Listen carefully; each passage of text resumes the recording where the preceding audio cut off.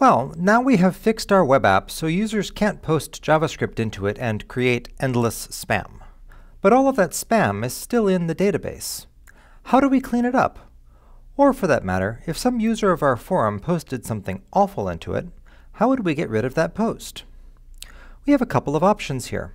First, let's try replacing the spam posts with something innocuous, like, say, the word cheese. We can do that from the PSQL database console. But to do it, we're going to need a new SQL command, the update command.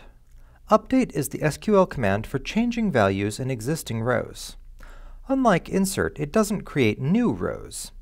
Instead, it replaces the value of a named column with a new value in each row where this restriction is true. The where restriction on update works like the one on select. But if you leave it off entirely, the update will apply to every row in the table, which is usually not what you want.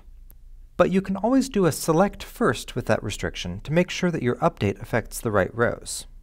But how are we going to find the right posts?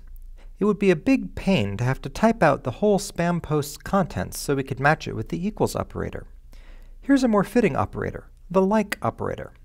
Like takes a value, usually a text column, on the left side, and a pattern on the right.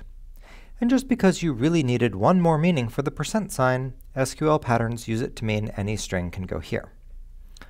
So now, in the PSQL console, use the update command to replace all the horrible spam posts in your database with something innocuous like cheese.